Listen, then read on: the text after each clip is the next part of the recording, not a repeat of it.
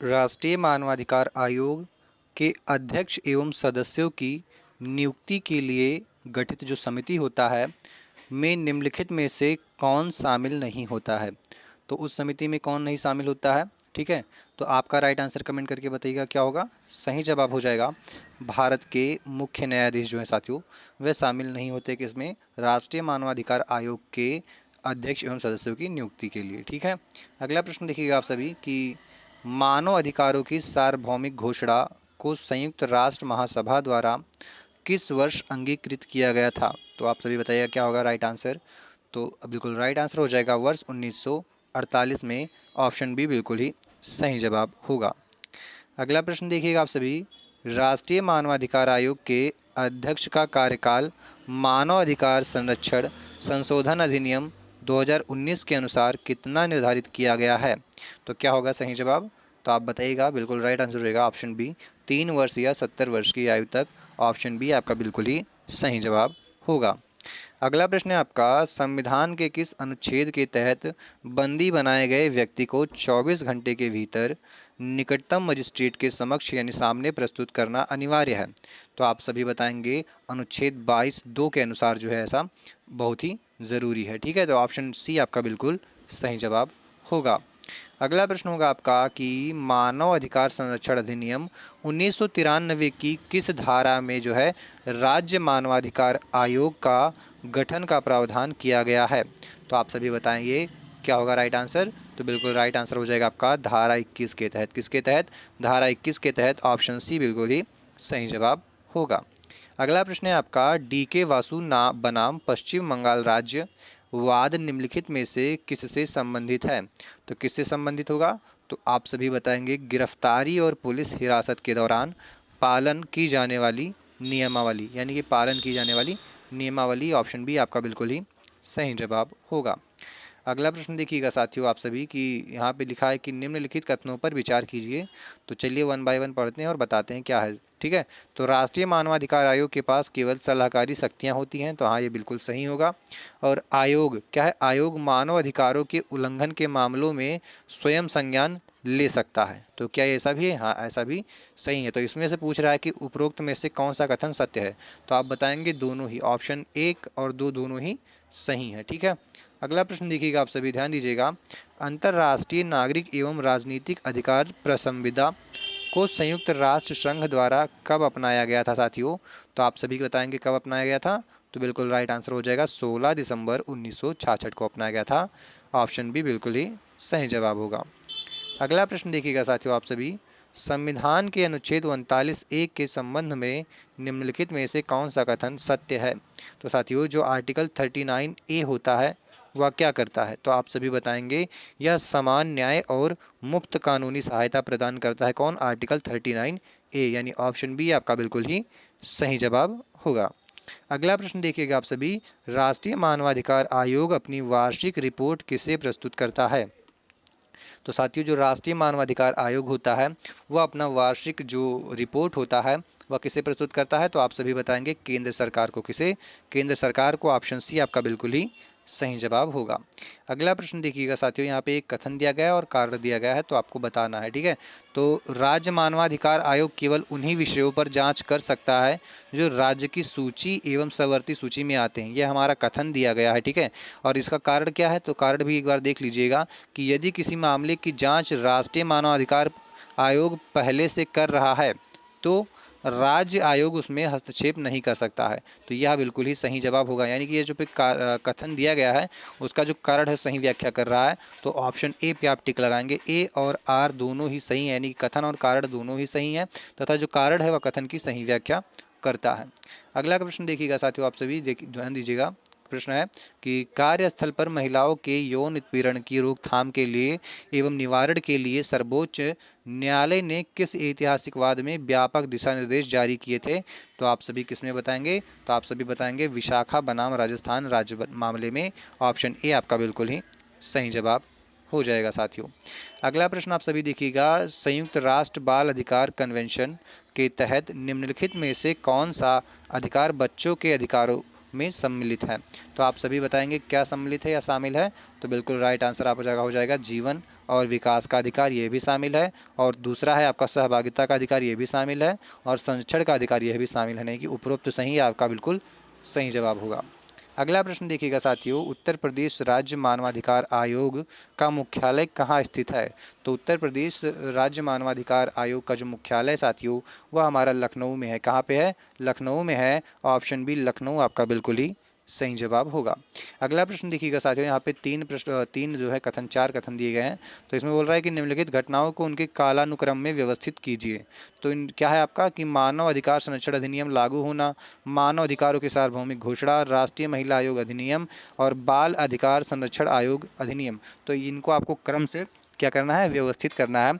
तो सबसे पहले आप बताएंगे कि मानव अधिकारों की सार्वभौमिक घोषणा की जाती है, ठीक है, यानी कि आपका दो होगा, दो आएगा, कौन सा दो आएगा यहाँ पे लिख लेते हैं।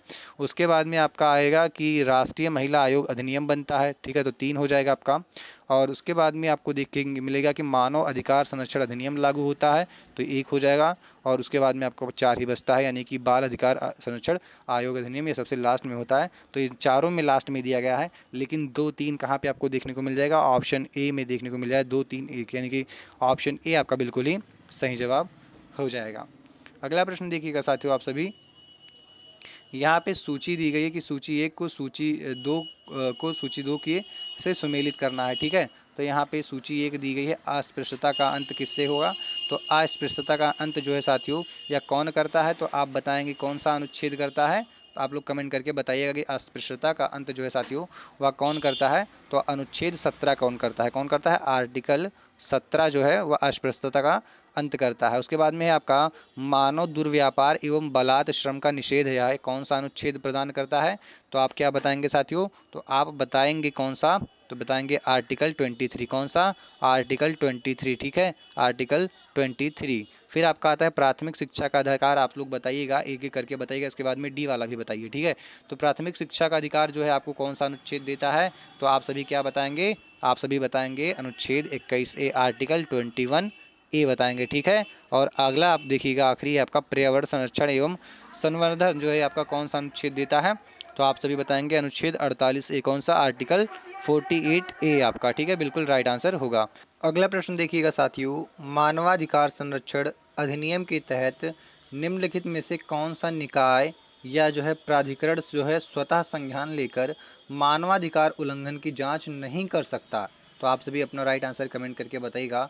तो इसमें जो आपका राइट आंसर हो जाएगा साथियों वह हो जाएगा आपका ऑप्शन सी मानवाधिकार न्यायालय, जो कि जिला स्तर पर होता है। ऑप्शन सी आपका बिल्कुल ही सही जवाब होगा।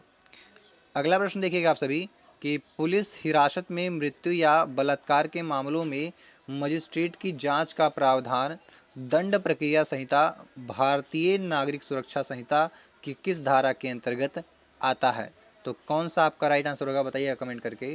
तो बिल्कुल राइट आंसर हो जाएगा धारा 176 पहला ए, ठीक है, धारा 176 एक ए, ठीक है। तो ऑप्शन सी आपका यहाँ पे बिल्कुल सही जवाब होगा।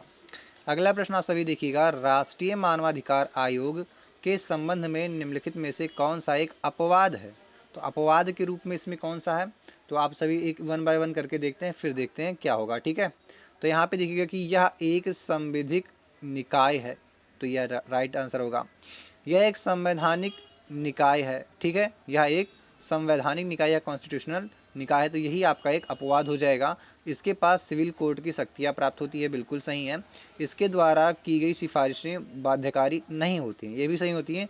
बट ये कभी कभी क्या होता है, या देखिएगा यहाँ पे एक कभी कभी क्या होता है, संवैधानिक निकाय इसको माना गया है और कभी कभी क्या होता है एक संविधिक माना गया है, ठीक है। तो यहाँ पे क्या होता है, अपवाद हो जाता है। तो आप बी को लगाएंगे, ऑप्शन बी आपका बिल्कुल राइट आंसर होगा। अगला प्रश्न है, एमनेस्टी इंटरनेशनल का मुख्य उद्देश्य क्या है साथियों। तो एमनेस्टी इंटरनेशनल का जो मुख्य उद्देश्य है वह है संपूर्ण विश्व में मानवाधिकारों की रक्षा और वैश्विक जागरूकता को फैलाना। ऑप्शन बी आपका बिल्कुल ही सही जवाब होगा। अब चलिए कुछ टॉपिक्स रिवीजन के तौर पे देख लेते हैं यहाँ पे कि एनएचआरसी संरचना, इसमें एक अध्यक्ष होते हैं और 5 जो होते हैं वो पूर्णकालिक सदस्य होते हैं और 7 पदेन सदस्य होते हैं, जो कि संशोधन 2019 के अनुसार यह जो है नवीनतम इसका मॉडल है, ठीक है। अगला देखिएगा कि आपका इसका कार्यकाल नियम क्या है। ये एनएचआरसी और एसएचआरसी अध्यक्ष एवं सदस्यों का जो कार्यकाल होता है वह 3 वर्ष होता है या 70 वर्ष की आयु जो भी पहले पूरा होता हो वही है। और पुनर्नियुक्ति के जो है पात्र होते हैं, पुनर्नियुक्ति के पात्र होते हैं, यानी उनको पुनः जो है नियुक्त किया जा सकता है। यूडीएचआर दिवस जो है 10 दिसंबर 1948 को अंगीकृत किए जाने के कारण जो है प्रति वर्ष जो है 10 दिसंबर को मौलिक अधिकार दिवस जो है मनाया जाता है। क्या है मौलिक अधिकार दिवस कब मनाया जाता है? तो 10 दिसंबर को मौलिक अधिकार दिवस मनाया जाता है। अगला देखिएगा स्थापना वर्ष। भारत में मानवाधिकार संरक्षण अधिनियम 28 सितंबर 1993 से लागू हुआ था तथा एनएचआरसी का गठन जो है 12 अक्टूबर 1993 को हुआ था। अगला है आपका मुख्यालय। एनएचआरसी का मुख्यालय नई दिल्ली और यूपीएचआरसी का जो मुख्यालय है वह लखनऊ में है। ठीक है, यूपी यानी उत्तर प्रदेश का जो स्टेट राष्ट्रीय, क्या राष्ट्रीय नहीं बोलते हैं, राजकीय बोल सकते हैं उसको, तो वह राजकीय स्तर पे जो है लखनऊ में है और जो मुख्यालय है यानी कि राष्ट्रीय जो है वो आपका दिल्ली में है, नई दिल्ली में है। अब इंपॉर्टेंट फैक्ट्स देख लीजिए आप सभी। नियुक्ति समिति में 6 सदस्य होते हैं। कौन कौन होते हैं? प्रधानमंत्री जो कि अध्यक्ष होते हैं, गृह मंत्री, लोकसभा अध्यक्ष, लोकसभा में विपक्ष का नेता, राज्यसभा में विपक्ष का नेता और राज्यसभा का उपसभापति, ये होते हैं। ठीक है, अगला देखिएगा सिविल कोर्ट शक्तियाँ जाँच करते समय एनएचआरसी के पास जो है समन भेजने, साक्ष्य मांगने हेतु सिविल न्यायालय जैसी शक्तियाँ होती हैं। और एक है, क्या है, 1 मिनट, 1 वर्ष की समय सीमा। एनएचआरसी घटना के 1 वर्ष के बीत जाने के बाद मानवाधिकार उल्लंघन के मामलों की जांच नहीं कर सकता है। और मुफ्त कानूनी सहायता अनुच्छेद 39 के अनुसार 42वें संविधान संशोधन 1976 के द्वारा जोड़ा गया था, जो कि राज्यों का यह जो है दायित्व होता है। ठीक है, डीके वसु गाइडलाइंस क्या कहती है कि गिरफ्तारी के समय यानी कि अरेस्ट मेमो जो है बनाना और परिजनों को सूचना देना, 48 घंटे के भीतर मेडिकल जांच कराना जो है अनिवार्य होता है। तो यह रहे हमारे आज के कुछ तथ्य साथियों। ये आपके आरआरबी ग्रुप डी जैसे एग्जाम्स के लिए वेरी वेरी इंपॉर्टेंट है। किसके लिए? आरआरबी ग्रुप डी के लिए वेरी वेरी इंपॉर्टेंट है। और कोई सा भी आप स्टेट एग्जाम ले लिए उसके लिए भी इंपॉर्टेंट है। बट ये जो क्वेश्चन पेपर डिज़ाइन किया गया है साथियों, यह आरआरबी के पर्सपेक्टिव से डिज़ाइन किया गया है। ठीक है, तो मिलते हैं नेक्स्ट वीडियो में, तब तक के लिए जय हिंद दोस्तों।